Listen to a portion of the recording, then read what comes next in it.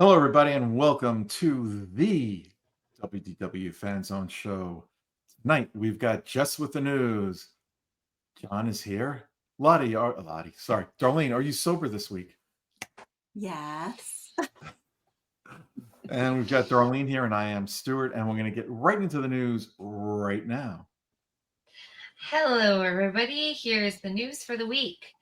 Very exciting news in Epcot. The Communicore Hall and Plaza will officially open on June 10th. Both spaces will be used for Epcot's festivals. And the Communicore Plaza will be used to show Celebración Encanto, a show which will feature Encanto's music with Mirabel and Bruno. The show will run from June 10th to September 6th. All right, so Joy from Inside Out will be meeting guests in Hollywood Studios Pixar Plaza starting June 10th, which is just before the premiere of Inside Out 2. Timon and Rafiki will be returning to Rafiki's Planet Watch this summer ahead of the 25th anniversary of The Lion King. And there are new signs in the Magic Kingdom parking lot displaying which lot and rows each tram stops at for heroes and villains. So check out the lists. Make sure you remember where you are, and then you don't get on the wrong tram, and then you're all over the place. So more about the Magic Kingdom. The Barrel Bridge at Magic Kingdom's Tom Sawyer Island is back in business. And then Run Disney has announced that the 2025 marathon weekend is January 8th through the 12th. Registration for Club Run Disney Gold and Platinum members will begin April 2nd, and general registration is April 9th at 10 a.m. And they sell out super quickly. So get in there on the 9th if you're not in the club, right at 10 o'clock. Disney Springs will have a nighttime show called Disney Dreams That Soar, and it will feature Disney stories based around the joy of flight with drones, music, and Disney movie quotes. The show will run every night from May 24th to September 2nd. That sounds really exciting. All right, don't forget to check park hours before planning your trip and check them once you arrive to see if they've changed, because they do. And sometimes it's to lengthen the amount of hours that a park is open. So it's usually a good change if it is. And Walt Disney World area is expecting beautiful weather this week, but always be prepared for rain because they can just pop up out of nowhere. I guess that's all I have for today. All right. See you real soon. Yeah, thanks, Jess. Have a great night. I'll see you next week. Everybody else, hang in there. We got a great show planned for you tonight. Take care, Jess. Thanks. Actually, in 2 weeks. We won't be having a show next week. We may. We won't be on Sunday, but we may. We're going to try to. We'll try to record one night that week. Anyway, Kurt may or may not be joining us later on tonight. If he does, great. If not, we'll miss him. We're going to miss Lottie this week too. Hopefully they'll be back. If not next week, the week after. So tonight's topic is: should Disney be at the top of your list as a destination vacation? And I'm going to do a little bit of an editorial here. This is not the opinion of anybody here. It's just my beliefs, my opinion. I have no idea what's going to come out of my mouth right now. Neither do we. Yeah, right. Watch anything be different from the other time. But something I have not read a lot of what's going on with the board. I know there's some infighting right now with the board at Disney, and I think people, especially Disney fans, really need to pay attention to what's going on, because if this group that's trying to gain control succeeds, I think it's going to be devastating news, maybe not in the short term, but in the long term for Disney. We know Disney is a business. Since the world event that happened in 2020, a lot has changed at Disney. Not all good, not all bad, but it's changed, and it's made, especially as Disney fans, realize more and more than we ever did before that their bottom line matters more than other things. And I think Bob Iger has been put in an unfair situation, but it is what it is, and he's getting paid a lot of money for it, of keeping the shareholders happy as well as creating an experience for guests that is second to none. And having to, you know, keep both sides happy sometimes isn't, well, actually, it's never easy, but, sometimes you're not going to be fair to one side or the other. And, you know, there is the side that does sign his checks to pay him all that money that he gets. And I believe in my heart of hearts, he really does care about the Disney fan and the Disney guests, especially, and wants to give them the best experience possible by bringing new things and premium products to guests at the parks. And I think if this group that's fighting him and other members of the board succeed, I think at some point Disney is going to go the way that other banks have gone when they've merged into other banks or failed.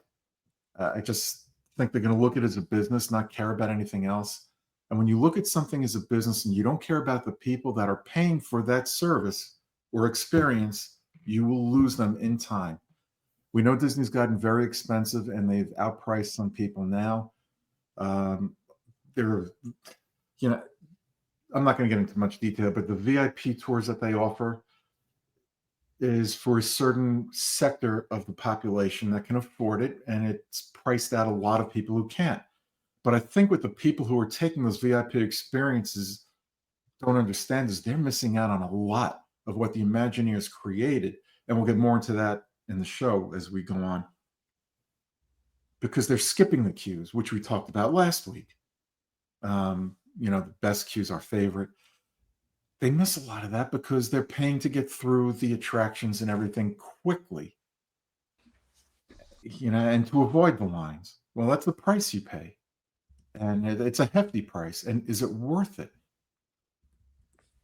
So it does affect everybody with things that are going on there. Another thing they've done, I'm not going to get into detail with this either, is Genie Plus. Genie Plus has created the haves and have-nots. The haves are buying it so they can not skip the lines, but go through the lines more quickly. And they're paying a price for that when they've already paid a large price, or a high price rather, to get into the parks. Now, having said all that, is Disney worth going to? We will get into it right now as we start the show.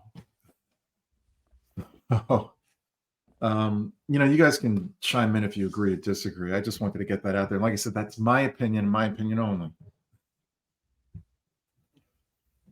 And it could change tomorrow, as it often does. You've never changed your opinion. we all have. Yeah, it's like a politician. You flip-flop from one day to the next. But I think the company that Walt created, or the theme parks that Walt created, he did that with families in mind. Mm-hmm. And when you think about all the different types of vacations you can take, there's something special about Disney that you can't get anywhere else.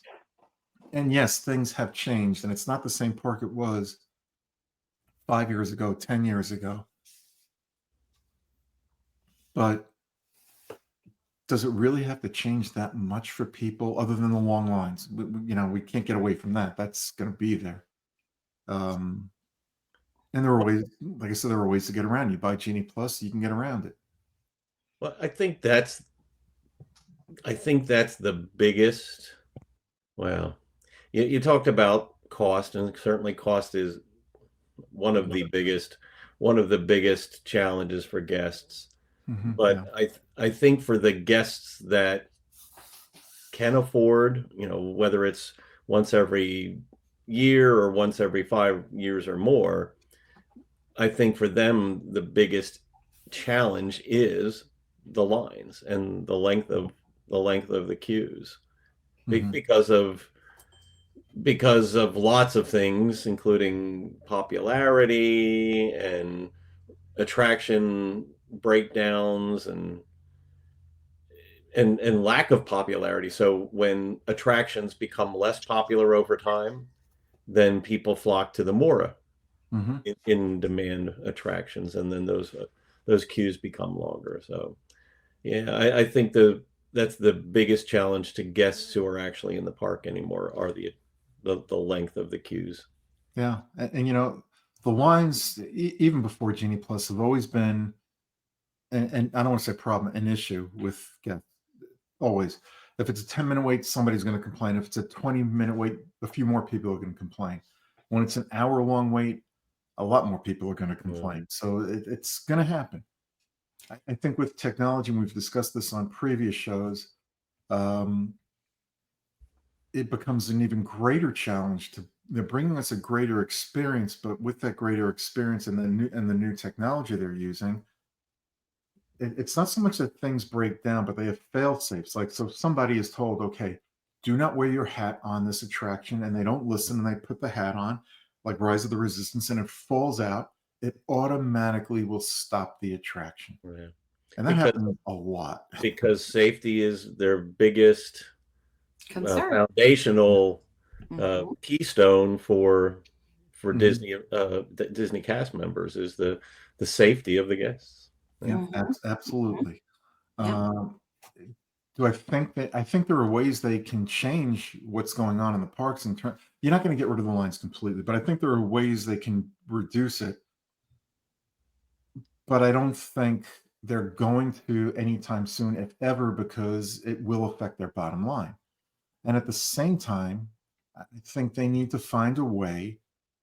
And I don't know if they're interested in doing this yet or if they're looking into this yet, but they've got to find ways to, the guest that comes in for the first time, or maybe it's the first time in a few years, find a way to get them to come back maybe within 2 to 5 years.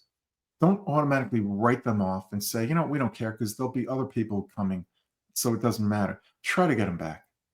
Yeah, Figure out a way to do that. I'm sure that Disney wants them to come back. They understand Yeah. Oh, that yeah. not everybody's going to, but they certainly can't afford to have people come, everybody come one time and then say, I'm not coming back.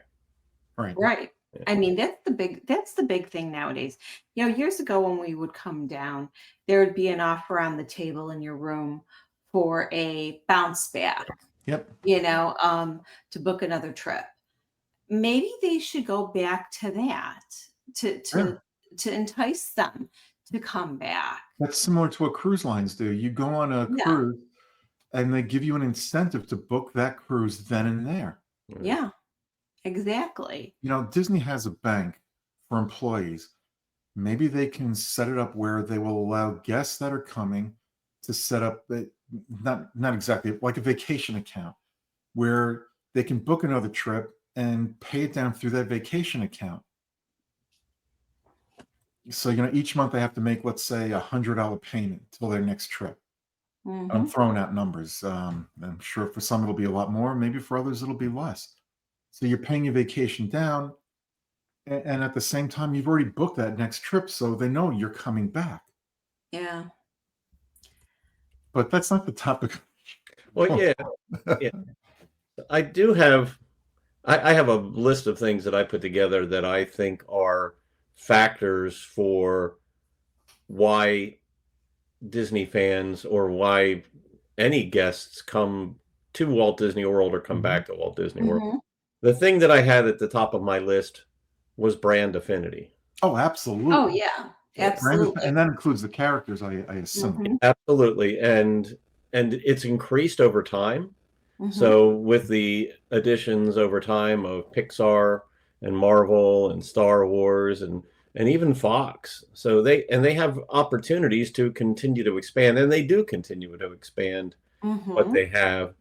Disney Plus is certainly, I mean, Disney is extremely adept at building their brand affinity, and they do it through so many different channels. And Disney Plus is a key component of that, where they're constantly reminding the viewers of their intellectual property and their characters and their brands. So I think Disney Plus is a key for them to continue to bring people back into the parks. And that's, I think, it's partly why you also see some of the park related content there, like the Animal Kingdom show and Behind the Attraction and some of the other. There are certainly a lot of us that are Walt Disney World fans love to see those Oh shows. yeah, Mhm. absolutely. Oh yeah. Disney Plus streaming service right now has not turned a profit yet, but it will. They're improving it all the time. They're improving the profitability, yes. Yeah, Mhm. absolutely. And by improving the profitability, they're improving the likelihood that those watching it will want to come to one of the parks somewhere in the world. Right. Exactly. Right. So like you say, somewhere in the world, and Disney is best positioned to pull guests from around the globe with Mhm. Oh, the they are. parks that they have. Yeah. Absolutely. I remember when our kids were little, we we had it wasn't easy, but we had to save to go on a Disney trip, and that's what we like to do. Mhm. That for us, that was the trip we wanted to take. Whether you offered us to go to the beach, for a week, go to a resort someplace on land for a week, fly someplace else.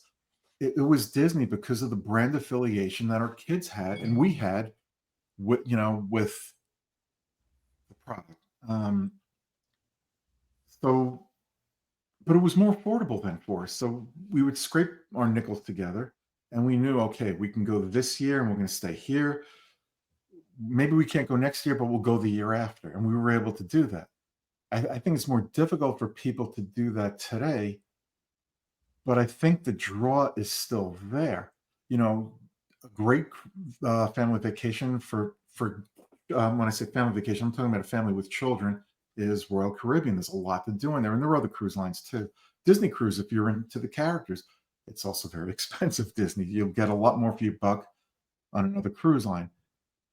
But if it's the brand that's important to you, you'll find a way because the experience will pay off for what you're putting into it. And families know, heads of families know what they're getting. Yes. They know the product, and that, I think, that shapes a lot about what's in the parks and even what's on the cruise line.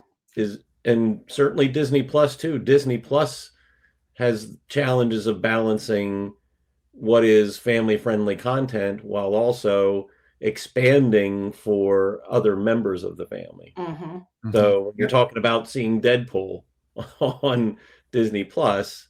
It's a fine line to separate what some members of the family are interested in versus, say, maybe younger members of the family. Mhm. Yeah. And I one agree. thing we have to remember too with Disney Cruise Line now, which I'm very disappointed in, is what we've talked about before, is that if you cruise today and don't cruise within 5 years, you don't move up your tiers. Yeah. Well, they take it away from you. Yeah, they take it away. I Um, mean, I, you and know, that's a sad thing that they're it doing. is. That I is. mean, because not everybody can afford to go on a cruise if they No. want to go to Disney World or go to Disneyland, or say they want to go over to Paris or Shanghai, and you're going to take something like that away from it. It just doesn't make any sense to me. Yeah. I So agree that with you might be a there. one and done now too. Yeah, that could be. I think they need to find a way because Port Canaveral is what, an hour or so from Disney World. Mhm. I think About an they, hour. Yeah, about an hour. A little over, yeah. yeah. I mean, I think that's a perfect. And the reason Port Canaveral's there, I'm sorry, Disney cruises out of Port Canaveral is because it's not that far from Disney World, so you can sell it as a combo vacation. And I think they need to do more of that, cross-selling with Disney World and Disney Cruise Line to get more people to experience the brand in different ways. If you're used to cruising, great. Come to the parks. Let's see what we have to offer. If you go to the parks, go on a Disney cruise. The biggest misconception with Disney cruises, I think, for people out there that are not Disney fans, well, it doesn't have a casino. It's going to be boring. Well, how about the shows? Shows are second to none. How about if The you're food. oh my God, the food. The bars there offer different what's the word? Like a venue. There are different venues of bars on the ship too. Different Right, restaurant. with It's different just themes and yeah. Like It, the hyperspace. you know what? There isn't as much to do on a Disney cruise as there is on Royal Caribbean, let's say. Mm. But it's a completely different experience. Well, I I wouldn't know. I when I look at some of the newer ships that are out there that are so huge, what is it, the Icon of the Seas? I like the simpler ships Me too. personally. Mhm. Give me Personally, the magic and wonder. yeah. I like all of the Disney ships, but I really have an affinity for the Yeah. Magic, the Wonder, for being a little quieter and quieter because there aren't as many people on the ship. Yep. Exactly. Yes. So it's, I think it's great to have those kind of options, but I'm not the person that's looking for the, options that you can't even get to Yep. everything that's on those new Yeah. mammoth ships that they're creating.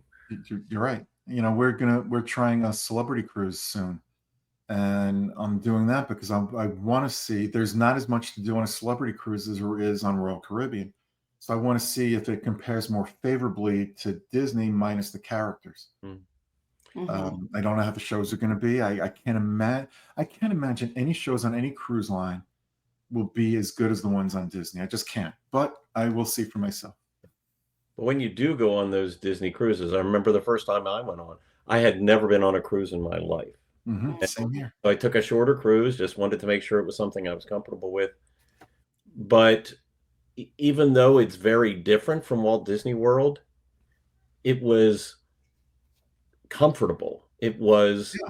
the kind of experience that you expect given the Disney brands and what they typically bring. So I agree. I think it's an extension of the parks, and I don't think they take advantage of it enough.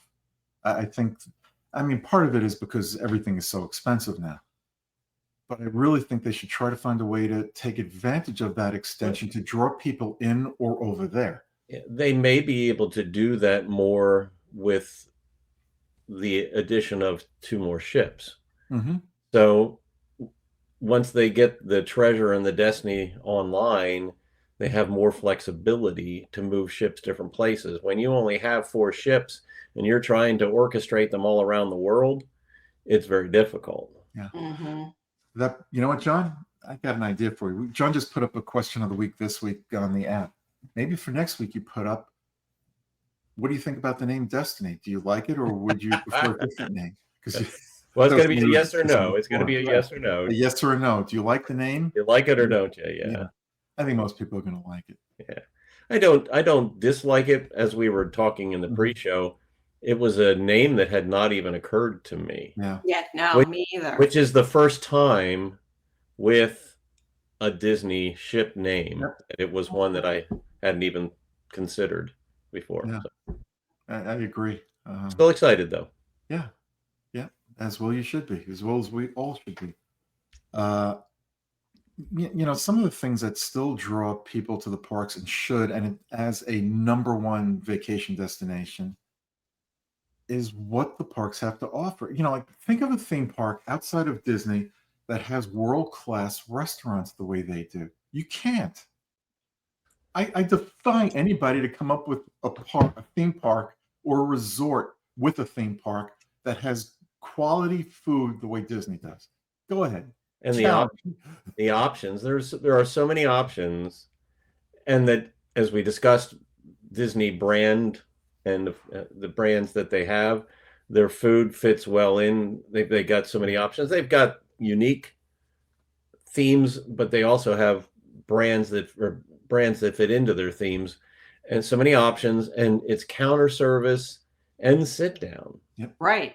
So you've got such variety, and people will have their opinions on whether some food is good or other food's not, but there are lots and lots of fantastic tasting food options there. There are. And like yesterday I was able to experience Morimoto again over at Disney Springs. And I mean, the food was just phenomenal. It was so good. Everything was prepared perfectly. It's great to have such well-known chefs that are there, and then Disney puts all their cast members through rigorous training, and they recruit chefs that know how to handle big venues. I mean it's not an easy task to cater to the world, and that's what Disney does. They cater to the world for And all the food that is served on Disney property and in the resorts. yep, you know, we had dinner last night with some friends, neighbors, at Cape May again. Love Mhm. Cape May. Cape May is my favorite buffet, and it's mostly seafood. And it's just amazing how well that place is run. How the 4 trays empty, there's another tray right behind it. Mhm. Fill in. Our server last night was incredible. As soon as I took the last sip of my soda and put my glass down, she was coming over with another glass. That Mhm. happened 3 times. Well, and they also excel at paying attention to guest allergies and dietary considerations. Oh, Yes, they do. Yes. absolutely. Absolutely. And whether it's their finest sit down dining or it's counter service, Mhm. they invest so much time in being able to handle people's needs, and their people's needs are so diverse. Mhm. Not a small thing, but they will Mhm. work with each guest individually when they have those needs. I can actually go further on that. I was at the park with my friend, and we wanted to get the buffalo chicken poutine that they had. And it came with blue cheese. I'm allergic to mold. The cast Mm. member called for the phone, called the allergy people, and said, it's the first day he asked me was, is it a preference or an allergy? And I'm like, it's an actual allergy. And he's like, okay. So he said, my customer cannot have the blue cheese because she is allergic to mold. And they explained everything. And so then he got the chef actually came out and talked to me. I mean, this is a quick service. Mm. And he literally stood there and he asked the cast member after we paid and said it was going to be done. And he asked the cast member, what can you do for her to make this a good experience? And she says, well, I'm going to do, the tater tots. I'm going to do the chicken with the buffalo sauce, and then I'm going to do ranch. And he goes, perfect. And so it came out and it had a little allergy stick in that, and they took care of me. That's a quick service. So it's not just Mhm. your sit down restaurant, it's also your quick services that don't feel funny about telling them that you have an allergy. You always want to let them know, and they will take care of you. And think about how far that goes to building the brand affinity, but more importantly, bringing that guest back to the parks in the future. Oh, Mhm. absolutely. Because what's the guest going to Absolutely. say? I went here, they didn't help me, but I went to Disney and they bent over backwards to make sure I didn't break out. And, Right. Yeah. yeah, Which is they really do take care of their which guests. is one of the contributing factors to why, unfortunately for you know to, in some respects, that it is Walt Disney World is a premium product. It Mhm. is. It Yeah. is. You hear people talk about it, and honestly, I do believe it's true. There have been cutbacks in services at Disney. The cast members aren't, there are some don't get me wrong, the majority of the cast members are absolutely great. They're phenomenal. there is a small percentage which is growing a little bit from where it was 10 years ago that, maybe they don't really know what they're doing. And I hate to say it, but there are some out there that, you see them, they're on their phones, they're grouping together. They're not supposed, because their leaders aren't around to tell them, you know what, you can't do that. Because they took the leaders away. Uh, and you'll ask for directions and they'll point you in the wrong direction. That's happened. But for the most part, I'd say 95% of the cast members are phenomenal. It's just when you get stuck with the one. But, and here's my point, it's not just happening at Disney World, it's happening everywhere. If you look at customer service in any industry, it has gone so far downhill in the last few years. So when you compare Disney to the rest of all the industries, they're still at the top of the game. They're still better than anybody else. That's So, all. so we're saying food is a good reason to come back. Mhm. Yeah. Yep. And you know what? Customer service at the restaurants is better than you'll find anywhere else in the parks. Because when you're sitting down eating, especially at a sit-down meal, and you want service, you're not going to get service like that anywhere. You've got Phenomenal. you've got focused service. Disney Cruise Line gives them a run for their money. Yeah, it does. It does, but, They do. yeah. They do. But yeah, well, I want to keep us. But that just reinforces it. Yeah. If you're going, one of the things I think people miss when you're on vacation, and we did when our kids were little, we were running around the parks. They call it commando style. I think they still do. So you're not paying attention to your surroundings. You're running from one attraction to the other to get as much in as you can. But there's so much around you. And, Darlene, you can attest to this. Living down here, gives us the time to stop, look up, look down, look all around, and find those little things. Read the windows on Main Street. They pay homage to the Imagineers that took the time to create that wonderful park called Magic Kingdom. Yeah, Exactly. I had that on my list, and I called it immersion/experience/story. And that cohesive story and environment is what brings a lot of guests back, and fans like us.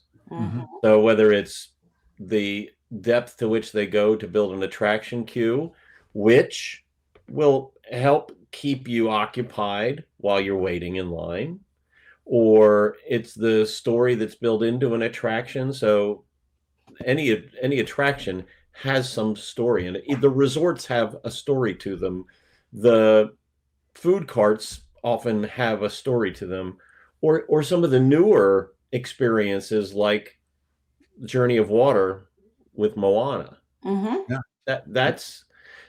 There's so much of that within the parks, and so I agree with you that's something that keeps people coming back. Yeah.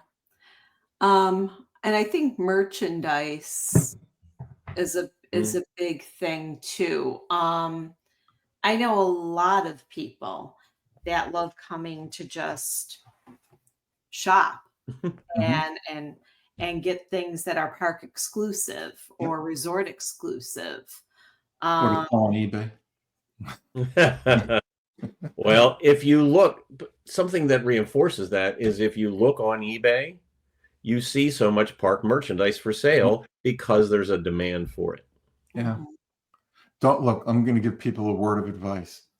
Do not buy any merchandise on eBay that's being sold by an individual.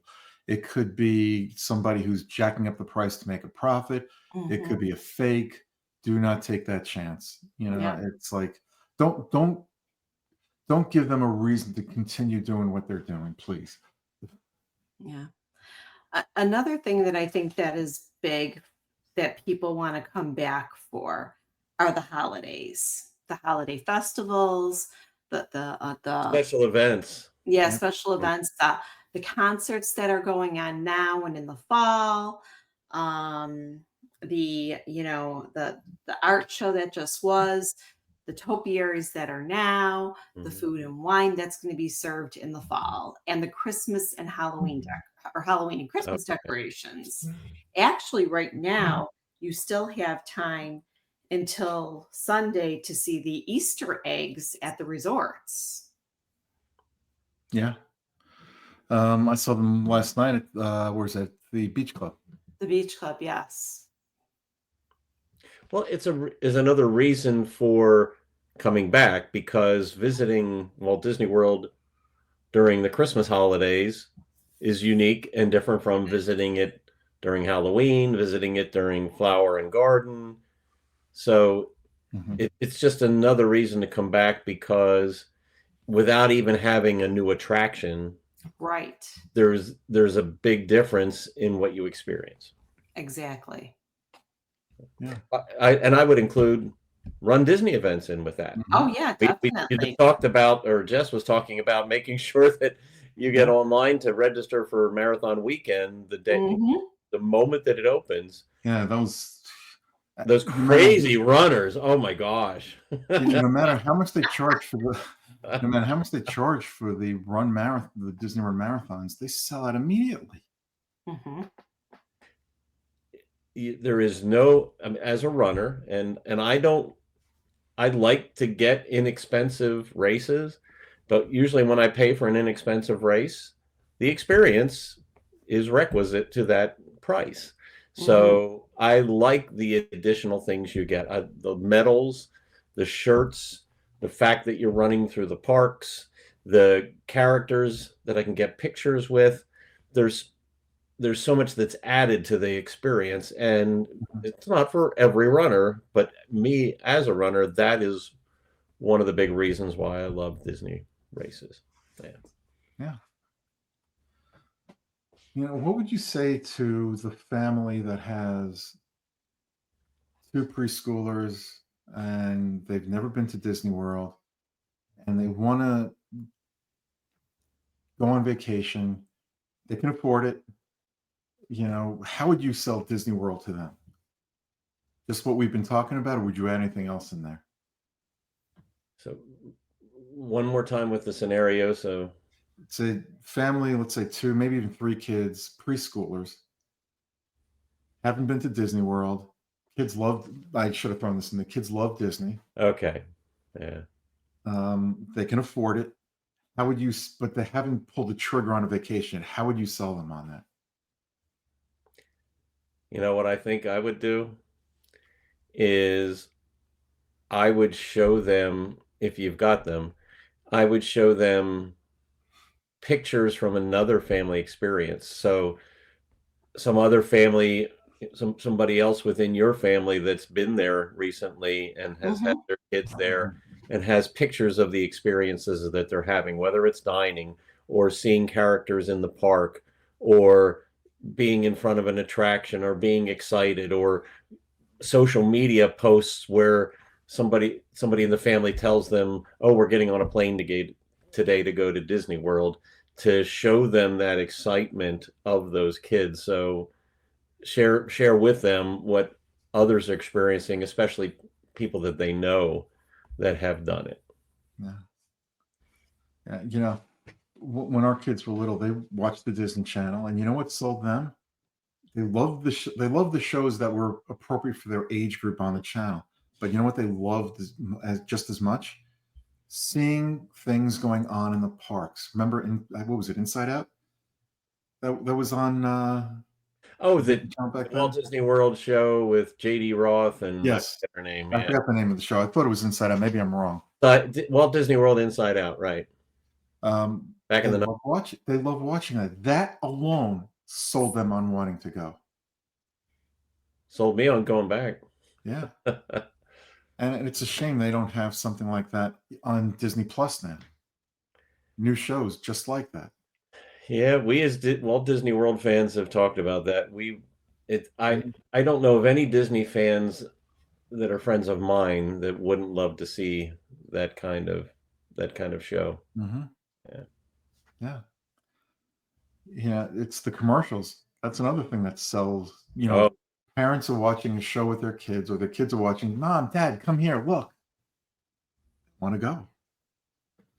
Now, it's a little difficult for those who can't afford it. Um, my heart goes out to them because you really are missing out. I think Disney gives you an experience, and every time you go to Disney, whether you go once, 20 times, it's a different experience every time you go. Well, there's something you just gave me an idea there, and it's not that Disney hasn't done this, but there are certainly people that can't afford to go to Walt Disney World. Mhm. And but if Disney World to try, and it's not making it so that all of those people can come to Walt Disney World, Right. but as a way to give back. If Disney had some I don't want to say some kind of program or contests where you could win a trip. So they do that now for incentives or advertising. Right. But if they did it as a way to give back to the public, especially to those that can't afford it, I think that would be a wonderful goodwill program. Mhm. Mm-hmm. Yeah. How about one family every year from every state in the country? Okay. And you know what? Disney could afford to do that. They can. And the publicity they would get out of it alone, The goodwill, yeah. right? It will go a long way. Then some people who can afford it that weren't thinking of going might. Yeah. And Disney does things to invest in the community. They do. They But do a lot. but They do a lot for that they don't make known to the public too. right. Yeah, and that's great. I think that's the way it should be, is to do Mhm. it not as a way of Right. advertising, just as Exactly. a way to give back. Yeah. But this would be a way to give some people that can't afford it the opportunity to come. You know what they can do? If they give it to one family in each state, but a family where at least one of the members of that family has volunteered a lot of time, Yeah. whether it's Habitat for Humanity Yeah. or something else. Give back to their community, right? So, they've given back, so now it's time to give back to them. Right. That reminds me of some of the Good Morning America give backs that they've had, where Mhm. they recognize, a mother who has done so much for her family, or somebody that's a volunteer in a community, that kind of thing. So, Mhm. and Walt Disney World, Disney could partner with so many other companies to make that a reality. Yeah. Yeah. Um, when anyway, getting back on track, um, the attractions in the parks, Mm. they're geared towards different age groups, but mostly for families with different ages within their group. There might be some attractions that one member or two might not want to go on, or one might not be tall enough yet. But the attractions themselves, and you know what? You can go from the simplest attraction to the most sophisticated attraction in the parks. There really is very few attractions in all four parks. I think you could probably count on one hand the attractions in all four parks that might exclude most members of a family. There might be one or two, like I said, where the height restriction might not be met yet. Might be one where somebody might have, a health issue where they can't go on. Or it could be somebody who just doesn't like roller coasters, as an example. Like, I can't go on a roller coaster that, goes upside down. I'll lose my lunch or dinner or both. But if you go to another park, Universal as an example, most of the rides have different theming, but are the same attraction. And I'm not talking about Harry Potter. We know that's different. But the older parts of Universal, it's the same attraction, just themed differently. And it's their version of Dinosaur Everywhere. Oh, it's the attractions, I think, are a big draw. And Disney Yeah. does a major or great job changing things up periodically to bring new experiences and pushing that envelope. with technology to bring us even better experiences than we ever could have imagined. Yeah. And we know, or we expect, that there are going to be some announcements coming out of D23 this year. We've talked in the past a little bit about how the new Epic Universe park is going to put pressure on Disney. We've talked how you don't turn things around on a dime, Yeah. but you heard Bob Iger say they have room in every Disney park around the world to put in a new land. Mm-hmm. And he said 7 complete new lands. So how many would go here at Disney World? How many at Disneyland? Disneyland, there's room for another park. well, all I'm saying is that they have the room for it. Yes. And so I don't think he'd be saying that if it wasn't because they either have plans or they've got pressure to do so. Yeah, I think the Disney fan, the real Disney fan, has gotten tired of hearing, well, we may do this, we might do this. And I think Iger has gotten tired of hearing Disney executives say the same thing. And I think, it's like he knows they've got to start doing something, and not because of Epic Universe, just as a business. It's good business sense. Well, right. To bring new experience, new lands, whatever you want to call it, to the guests that are coming and will come in the future. Right, to keep it's them a moneymaker. But fresh, like you say. So if nothing ever changed, if it was static, the attendance, well, so you can bet the prices are going to go down because the attendance is going to go down, and they're going to be trying to get people to come. So yeah, the prices will never come. If Disney World became static and they started losing customers, which we don't want, no, but that would be the reason. So that'd be a bad reason for prices to come down. Yeah, I agree.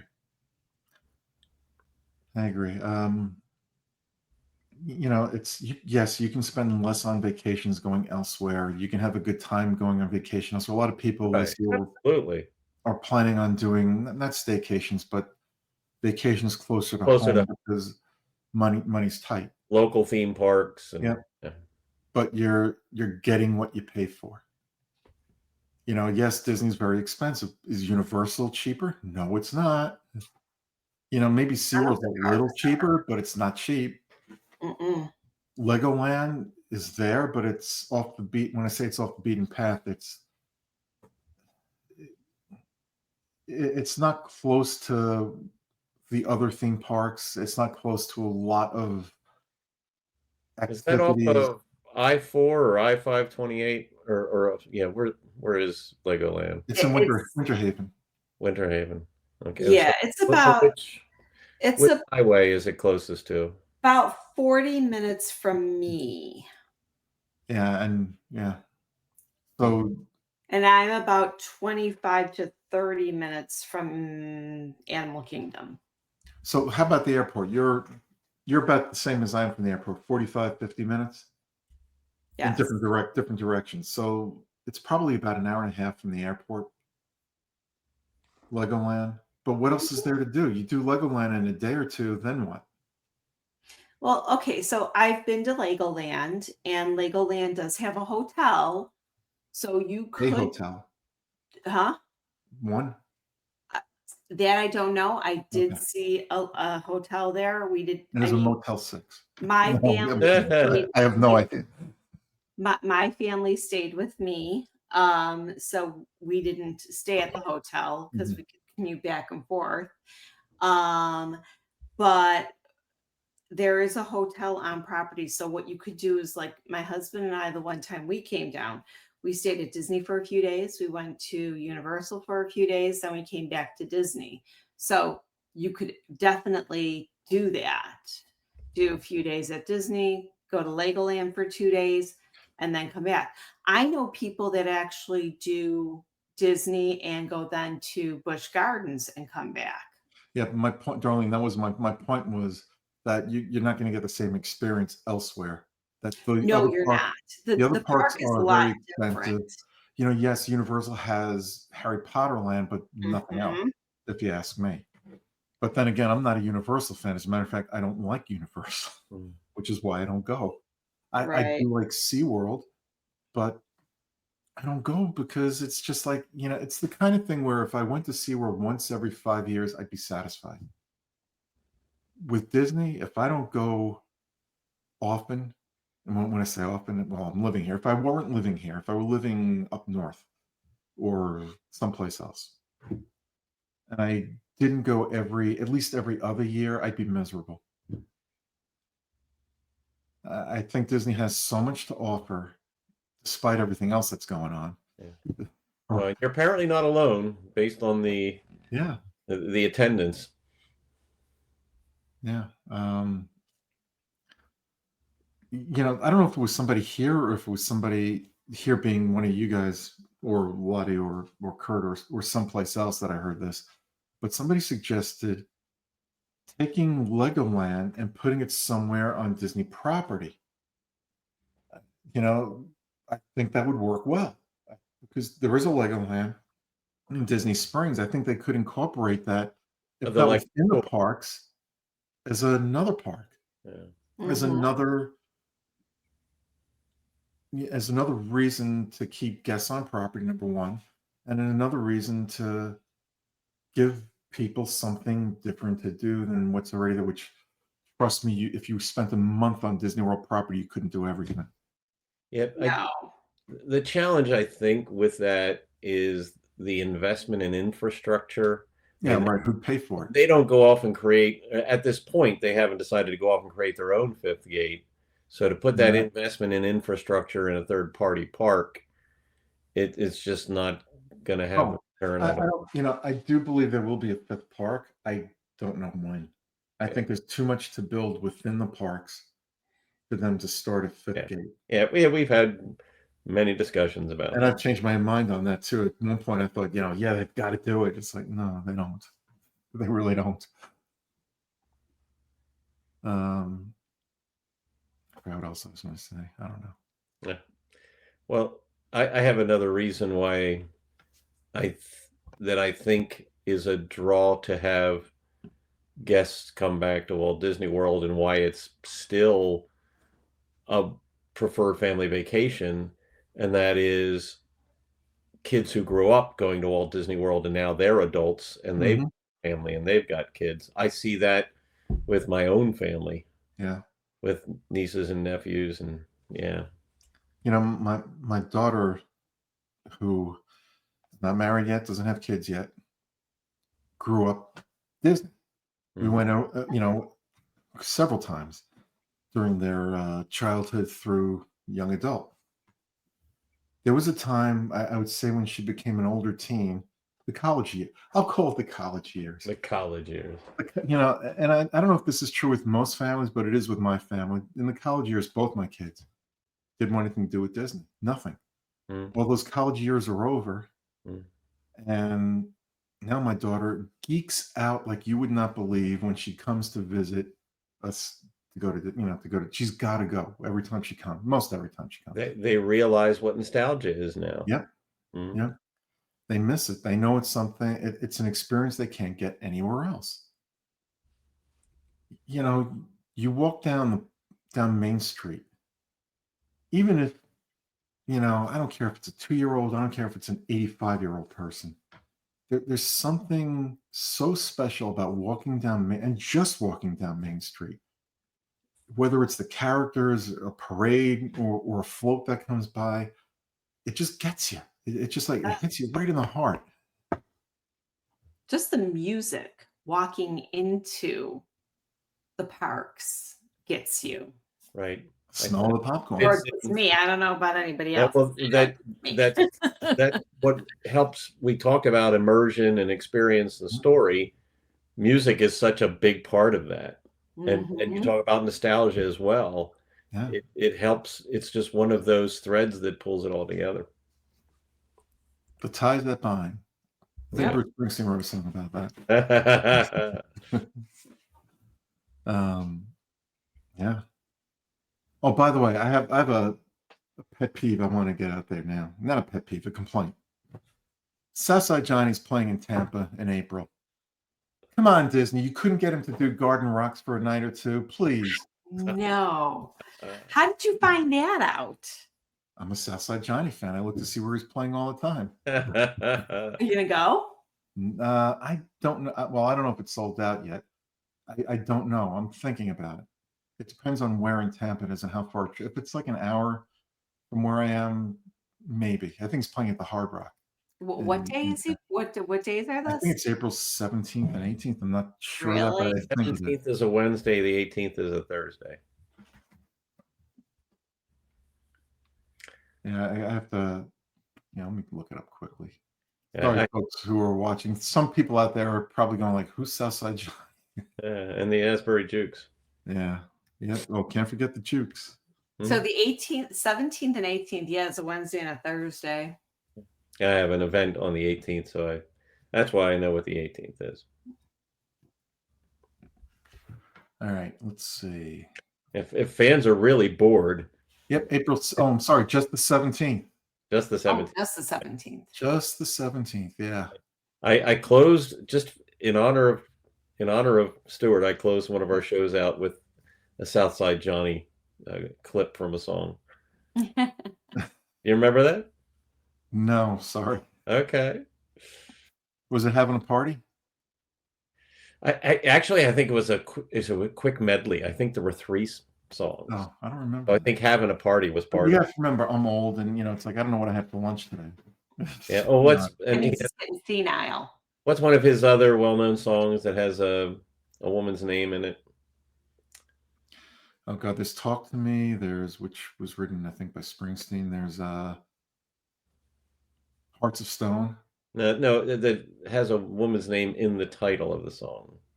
I know he does a song. Oh God. Or no, little girl, or I forget. Anyway. You sure you're not talking about Gary U.S. Bonds and other? Oh, you know what? I might be thinking. Maybe it was Gary U.S. Bonds and not Southside. Jolie Blonde. What's that? Jolie Blonde. No. It has nothing to do with Disney. It only has. Did I ever tell you guys the story? Tell it that on the show. We were living in New Jersey at the time, and Gary U.S. Bonds, my favorite. But I'll get to that in a minute. Gary U.S. Bonds was playing. Gary U.S. Bonds was playing in Brick, and I'm sorry if I'm boring our listeners and viewers out there now, but please remember to give us a thumbs up and subscribe to the show. Download the app. Please download the app. We need more people downloading that app. If you have an iPhone, download the app.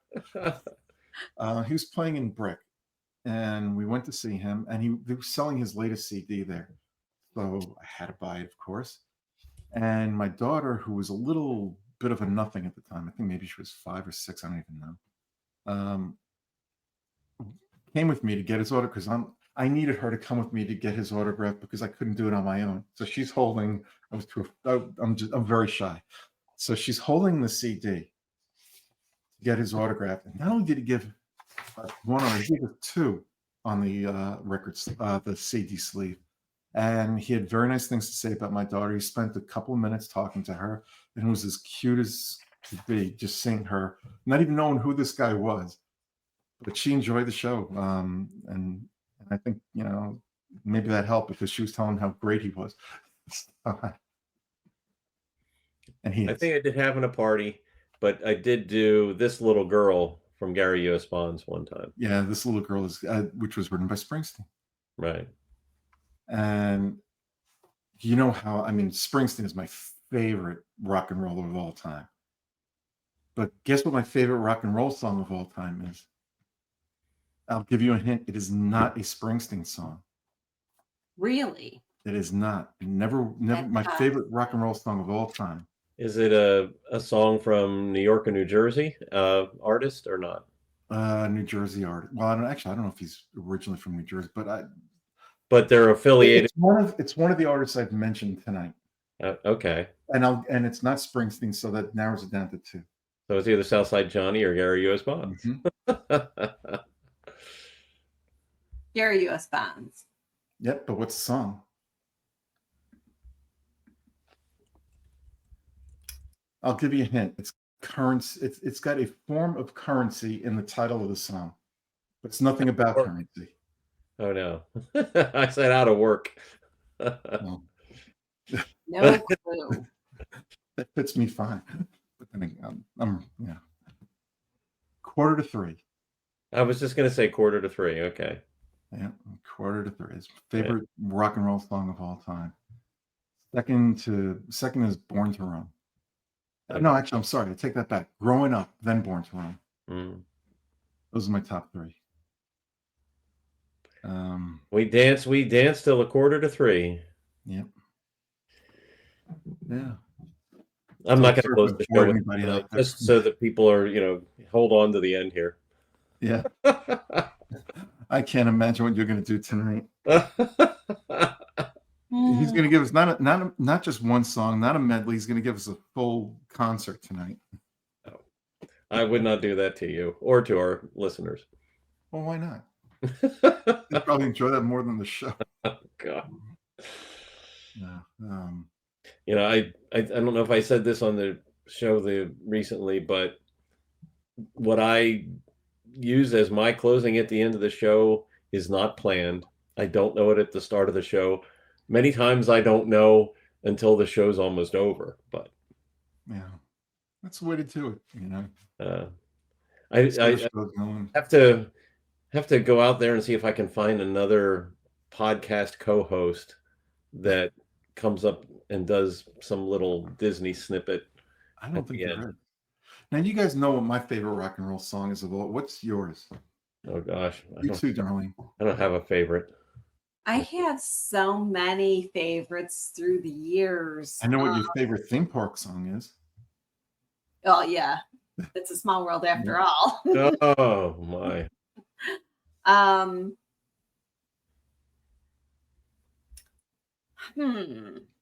While you're thinking, for our Disney fans out there, did you know that Robert and Richard Sherman, before they wrote for Disney, they were writing rock and roll songs? Oh, I thought you were going to say they were writing for Bruce Springsteen. No. Springsteen is not that old. Golly, jeez, you're so I hope, funny. has anybody heard? I hope Richard Sherman's doing well. He's up there in age. I hope he's doing. He's in his 90s. Yeah. I wonder if he's still performing. If not, I'd love to see him perform again. Yeah, I wish I would have been on on the cruise where he was a guest. Yeah. We ran into him in the elevator going someplace. Was he okay afterward? Yeah, my daughter was with us. After you ran into him? Matter of fact. Well, we didn't literally run into him. Oh, okay. We were on the elevator. He got on with, I guess, his handler or someone else. I'm not sure. Very nice guy. And Lou, I can't thank Lou enough for getting him on that cruise. I mean, it's just like that made that cruise a bucket list cruise. Yeah. For those who don't know, that's Lou Mangello of WDW Radio, who you can like and subscribe to his show too, even though he's got hundreds of thousands of listeners and viewers already. Not like us, who've got like 2 on a good day. So did we give you enough time, Darlene? Well, okay, so like I said, I told you guys before, I am like very well rounded with like so many genres of music. I didn't ask for that. I just asked your favorite rock and roll song. That narrows it down to one. Well, I mean, one of my favorite rock and roll songs is "Born in the USA" by Bruce Springsteen. Okay, good song. I mean, Very but if you go back in time with other stuff, I love a lot of songs. I've already told you I do not have a favorite. I've like too many songs, and I know. I couldn't even give you a favorite artist because I don't have. Right, I know. I mean, right off the top of the bat, I love the Beatles, Bowie, Bruce, Elvis, Frank Sinatra, Bing Crosby, White Christmas. I'm like, Christmas in Killarney. Oh yeah. Oh golly. Okay, I think we're going off the rails here. Yes, we are. I think we've gone off the rails. And we're getting close to time too, I think. Yes, we are. Yeah, yeah, that's right, because I'm stopping the show. Actually, I should have stopped it already, but I'll let it go. I'll let it go 5 more minutes.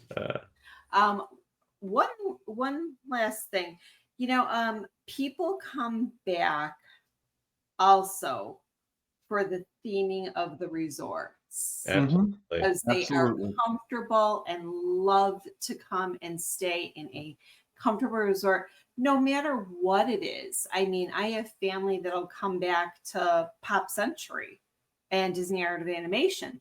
Then I have another friend that'll go to all the DVC resorts and stay at like the Grand Floridian, the Poly, the Beach Club, the Boardwalk. And then there's ones that'll stay at Port Orleans or Dixie Landings if you want to go old school. Yeah. But they'll stay there because they just love it so much. And the variety. I mean, that's I don't have I have some favorite resorts, but I like to go to different resorts on every trip. And so I've got the so many choices that I can pick as my place to stay. Yeah. And DVC, we have to remember the DVC owners, which have invested so much into the Walt Disney World property, they're locked into coming down unless they're going to sell their points. So there's a group of very high affinity Disney fans that are going to come back every year because they've got that additional investment. And they know that Disney World is a number one or top, I shouldn't say number one, top Disney vacation destination. Now, what would you say to the people out there who you need to convince that Disney World is a top vacation destination with something we have not yet mentioned tonight? I know I didn't word that properly, but I hope you guys know what I mean. Otherwise, I'll try to do it again. Yeah, I think we've hit the big things. One thing we haven't talked about, which I think is a way to get people to consider it, are when Walt Disney World has discounts. So when they advertise 35% off resorts, 25% off resorts for a period of time, I think that's something that gets guests' attention who wouldn't otherwise be thinking of a Disney trip. Yeah.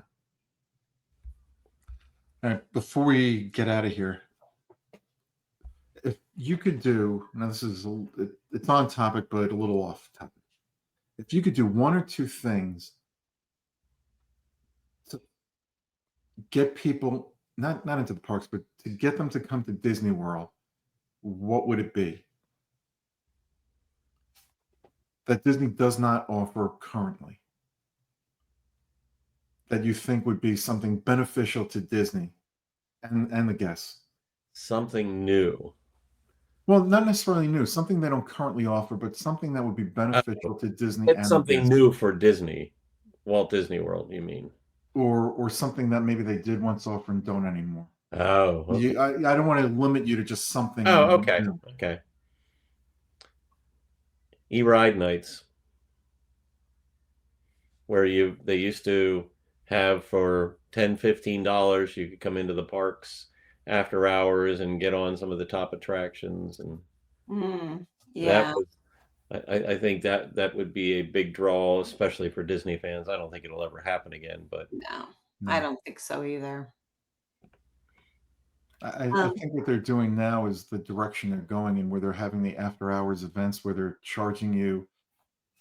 Well, then I have an after hours event that is surefire to bring Disney fans in by the truckload. And that is have an after hours event with a replacement for the oh my gosh, the Osborne family spectacle of dancing lights. Oh, now you got me. That's a good one. I think people would pay more than they pay for the after hours events now. Yeah. If they could see a replacement, it doesn't have to be the same, but if it has that same sensibility as what that show had. Yep. How about you, Darlene?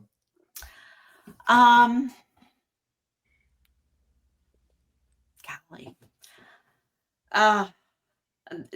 The Osborne Lights was like getting me. That's where I would go. Mhm. But like I said before, I think the kickback where they give a Yep. really good discount for a family to come back. Yeah, I agree with that one too. And It's a good one. maybe even like if you book directly with Disney themselves, maybe like surprise somebody and say, "Hey, we're going to pick you up at the airport. We'll transport you here." Hmm. So they wouldn't have to figure out how are they going to get. Magical Express. Yep, and that's where I Yep. was going with one of mine. I have a couple. Yeah. One was Bring Back Magical Express. I don't know how well it would work in this day and age because you have Uber and Lyft. Mm-hmm. People can still get off property if they want, if they don't have a car. Mm-hmm. But I think they need to go back to marketing where you're giving guests the incentive. You're coming to Disney World. You're not leaving Disney World. Right. Now, another thing I would do, I would do a theme week, like let's say Star Wars Invasion. By that I mean, yes, you have Star Wars and Hollywood Studios, but something could pop up. Like maybe you have the parade, have a Star Wars parade at Magic Kingdom one day. Maybe the next day it'll be at Animal Kingdom. Like move it around. Do something. Have characters that don't belong in that park, and have an invasion week. Mm. So guests might be, they know they're not going to. I'm sorry. A guest, might be in a different park on a different day. They know there's going to be something special going on in each park every day, and they're there for that week. Whether that'll work or not, I don't know. I still like the bring back Magical Express idea and the bounce back idea and the Osborne Lights idea. Yep. Something I do want to mention, I brought it up earlier in the show, very early in the show. For those of you who have done the VIP tours and those of you who are looking to do the VIP tours, I just want to mention again, you're missing out on so much the parks have to offer because you're cutting those queue lines. You're cutting most of those queue lines out. It's just like, yes, you're saving time. Yes, you're getting to do more attractions, but is it worth it to miss out what the Imagineers have created and how special the Imagineers are to Disney World? Mm-hmm. But I would do it one time if I could. If somebody paid for me, I would do it one time. Yeah, if I had it paid for, I would do it one time too. But no, I mean, if somebody pay, I'm not going to go and pay for it myself. Oh, I know, I agree. I'm saying the same thing. If one time somebody paid for me to do it, I would give it a try. Yeah, I would too. But you've got to remember. But if that's all you do, I agree. You're missing out. Yeah, and if you've never been to the parks before, don't do it. Please don't do it. And I'm not trying to take money out of Disney's pocket. I'm trying to make the fan or the person going to Disney World experience it even better and more of it than they would if they got the tour. If that makes sense. All right, we're out of here. We will be back next week with another episode of the. No, we won't. Maybe we will. I'm not sure. It won't be. We're not going to be recording next Sunday because it's Easter Sunday. I want to wish everyone celebrating Happy Easter, Happy Passover, whatever else you're celebrating. Happy Good Friday. Happy weekend. Happy Darlene is getting drunk tomorrow. Happiness all around. All right. Until next time, everybody be safe, be yourself. Bye-bye. Well, to go with your happiness, I think happiness implies laughing. And since Tiana's Bayou Adventure is going to be opening sometime this summer, I think I'm going to share that everybody's got a laughing place to go ho ho. Take a frown, turn it upside down, and you'll find yours, I know, ho ho. Goodbye, not good riddance. Goodbye. Goodbye. It was nice. Oh, boy. Splash Mountain. But looking forward to Tiana's Bayou Adventure. Good night, everybody. Top that, Darlene. Go ahead. Have a magical night. And like Stuart said, Have a wonderful Good Friday and an Easter weekend. Those kids, make sure you take your rain jackets if you're going Easter egg hunting down here because it could be raining on Saturday. But have a great Easter and see you real soon. Have a magical night.